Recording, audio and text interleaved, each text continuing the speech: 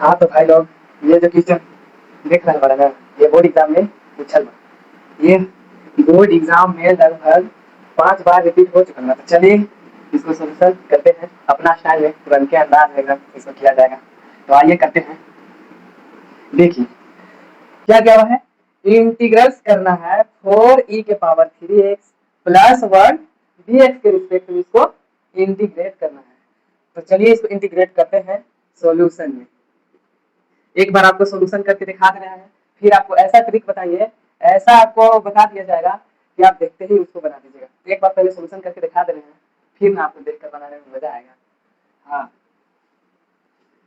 तो पहले आप इसको अलग अलग कर लीजिए, क्योंकि यहाँ अलग करने वाला चीज है, तो इसको अलग कर देंगे, अलग अलग करने में आसान होगा। चलिए अलग अलग करते हैं इसको। इंटीग्रेट पहले करेंगे इसका 4e⁻³ dx लिखते चलना है। फिर अब करेंगे प्लस किसका है, अब 1 का इंटीग्रेट करना है dx के रिस्पेक्ट में। आप चलिए, अब एक क्वेश्चन है, ये देखिए ये सब क्वेश्चन है, ये सब बाहर भी कर सकते हैं। तो बाहर कर लीजिए, नहीं तो गुना करके डायरेक्ट भी कर सकते हैं। तो आपको स्टेप बाय स्टेप बताना सही रहेगा। चलिए बाहर करके हम बताते हैं। ये बच गया अंदर में सिर्फ e⁻³ dx के रिस्पेक्ट में करना है ना, प्लस अब ये तो गुना हो जाएगा, तो ये dx सिर्फ बचेगा, या बाहर भी करेगा तो भी dx ही रहेगा, यानी कि सिर्फ इसको इंटीग्रेट करना है।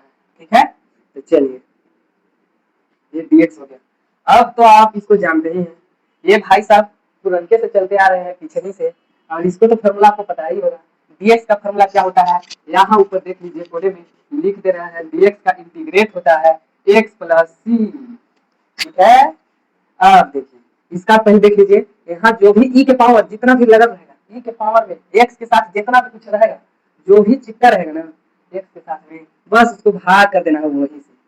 कितना चिपका हुआ है, 3 से कर दिए भाग, बस हो गया। तब यहाँ क्या करना है, अब इसको कर रहे हैं फॉर्मूला पर तोड़ रहे हैं, तो ये इंटीग्रेशन का चीज हट जाएगा। तो क्या बचेगा 4 × अब यहाँ क्या आया था e⁻³ और यहाँ भागवा बचल है 3, भागवा कहा जाएगा, तो ये खत्म हो गया। अब प्लस, अब देखिए इसका तो तुरंत बताया है, dx का क्या होता है x + c होता है, x + c।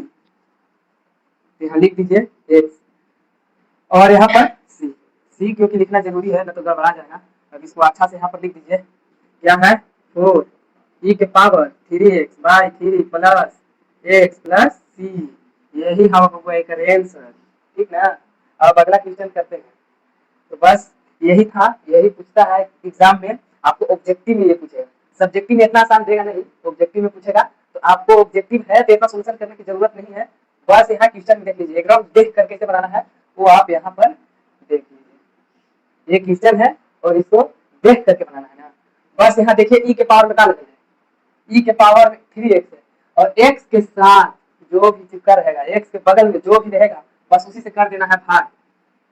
इससे कर दीजिए भाग, और ये 1 है, आप यहाँ 1 का dx करिएगा, तो dx यहाँ दिया हुआ है सूत्र, देख लीजिए x + c है, तो यानी कि c यहाँ पर लिखना जरूरी नहीं है, पहले x लिखेंगे, x इसमें x लिख रहा है खाली, देख लीजिए डायरेक्ट यहाँ लिख दीजिए। तो e⁻³ प्लस इसका क्या था यहाँ x। अब ये सभी को मिलाकर सभी के लिए यहाँ c लिखना जरूरी है। ठीक ना, हो गया, बाय बाय, टाटा। अब अगला क्वेश्चन की ओर बढ़ते हैं। क्लास 12th वाले बोर्ड एग्जाम जो 2027 में देने वाले हैं, वो भाई लोग अलर्ट हो जाएं, क्योंकि इस इंटीग्रेशन का सवाल जो है हर बार घुमा फिरा कर एग्जाम में पूछे जाते हैं। तो चलिए इसको बनाते हैं, एकदम आसानी तरीका से एकदम बताएंगे इसको। तो चलिए इसको क्या करना है कि सबसे पहले सिंप्लीफाई कीजिए, इसको सिंप्लीफाई करना है। सिंप्लीफाई इसको करेंगे तो क्या होगा, पहले तो आप अंदर वाला को पहले कीजिए, तो इसका हो जाएगा x² - 1/x² हो जाएगा। अब देखिए, अब यहाँ पर क्या था, x² से गुना करना था और इसको dx के रिस्पेक्ट में इंटीग्रेट करना है। अब देखिए क्या होगा, ये से ये हो गया कैंसल, अब बच गया ऊपर क्या बच गया, अब बच गया x² - 1। अब इसका करना है इंटीग्रेट dx के रिस्पेक्ट में। तो चलिए अब यही हमारा क्वेश्चन बन गया है, तो अब यही से हम लोगों को करना है सोल्यूशन। तो यहाँ पावर रूल लगा दीजिए। पावर रूल क्या होता था, जो ऊपर पावर में है उसको एक जोड़ देना है, और जो आएगा जोड़ करके वो नीचे से कर देना है भाग। चलिए यहाँ पर लिख देते हैं, याद नहीं होगा। क्या है पावर रूल? इसको जब हम इंटीग्रेट करते थे तो इसका होता था x के पावर n प्लस 1 और नीचे भी n प्लस 1 सी लगा के। हाँ, तो अब बस वही यहाँ क्या करना है, पावर में एक जोड़ दो, पावर की जगह पर क्या है 2, 2 में एक जोड़ेंगे तो क्या हो जाएगा 3, नीचे भी 3 आ जाएगा, तो इसका क्या हो जाएगा x के पावर 3/3। अब माइनस का चिन्ह है, अब यहाँ 1, 1 का क्या होता है, 1 का होता है dx, इसका तो dx से करेंगे, dx के रिस्पेक्ट में, तो ये बच गया सिर्फ dx। तो dx का क्या होता है, dx का इंटीग्रेट होता है x प्लस सी, यानी कि x होता है, तो यहाँ पर x लिख दीजिए और c, और सभी को मिला करके, और c तो लिखना जरूरी है क्योंकि इंटीग्रेशन कर रहे हैं, तो c लिखना बहुत जरूरी है। तो बस यही था, और क्या था, यही घुमा फिरा के पूछता है बार बार इस तरह के क्वेश्चन। तो अब पूछेगा तो अब आप लोगों को चुकना नहीं है, अब इसको एकदम बना ही देना है एग्जाम में। अब कैसे बनाना था वो तो स्टेप बाय स्टेप बता दिए हैं, पहले अलग अलग कर इसको कीजिए, सिंप्लीफाई कीजिए, सिंप्लीफाई करने के बाद जो आएगा, ये पावर रूल पर आ गया है, इसलिए हम पावर रूल यहाँ पर लगा दिए। पावर रूल लगाने पर इसको बैठा दिए हैं, फिर फॉर्मूला पर बैठा दीजिए, आ जाएगा, यही है इसका आंसर।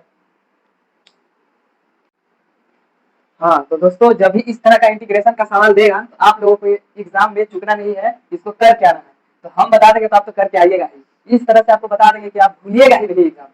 चलिए इसको हम बताते हैं, एग्जाम में तो ये पूछा हुआ है, लेकिन आएगा आपके समय में तो आपको बना देना है, 2027 में आने का संभावना है, बोर्ड एग्जाम 2027। तो चलिए अब इसको अलग अलग इंटीग्रेट कीजिए पहले, फिर हम आसान में बताएंगे, पहले आप इसको सोल्यूशन कर लीजिए।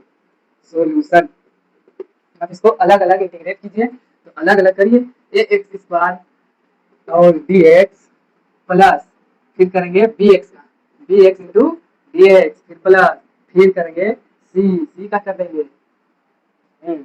ये हो गया सवाल, अब सवाल से अभी हो गया सिंप्लीफाई, अब सिंप्लीफाई से आप देखिए क्या होगा सही, अब इसका करिए डायरेक्ट, अब इसको कर दीजिए। क्या कीजिएगा कि आप यहाँ कॉन्स्टेंट है, यहाँ पर ये सब कॉन्स्टेंट है, ये देखिए जो जो कॉन्स्टेंट आपको दिख रहा है, ये बी सी ये सब कॉन्स्टेंट है, तो पहले कॉन्स्टेंट को कर दीजिए बाहर, ये क्या हो गया, ये constant integrate x square into d x, अब यहाँ पर बी भी आ जाएगा बाहर, यहाँ बच जाएगा सिर्फ एक्स, अब यहाँ देखिए यहाँ सी भी आ जाएगा बाहर, तो यहाँ क्या बच जाएगा डी एक्स, dx बच जाएगा।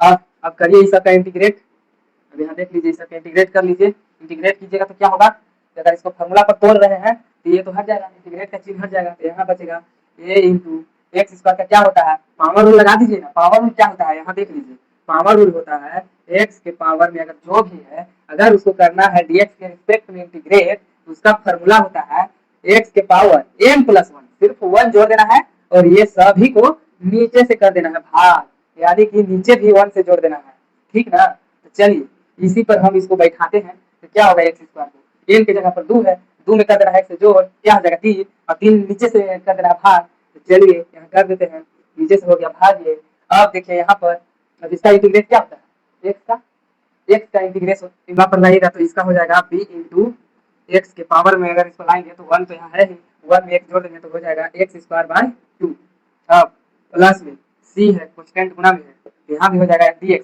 dx का आपको बताया थे x प्लस सी होता है, तो नहीं याद रहेगा तो यहाँ पर लिख लीजिए इंटीग्रेट ऑफ dx, इसका होता है x प्लस सी, तो यहाँ पर x प्लस सी लिख लीजिए।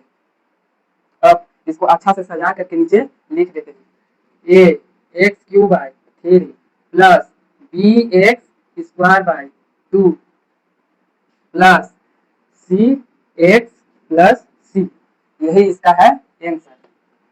तो इसी तरह से आप यहाँ पर जो भी क्वेश्चन चेंज करके दिया जाएगा तो आपको इसी फॉर्मेट में बनाना है, तो आप लोग छोड़िएगा नहीं। तो यही था, इसका आंसर आ गया है, देख लीजिए, आप इसको रिवाइज करते रहिएगा, एग्जाम में आ सकता है।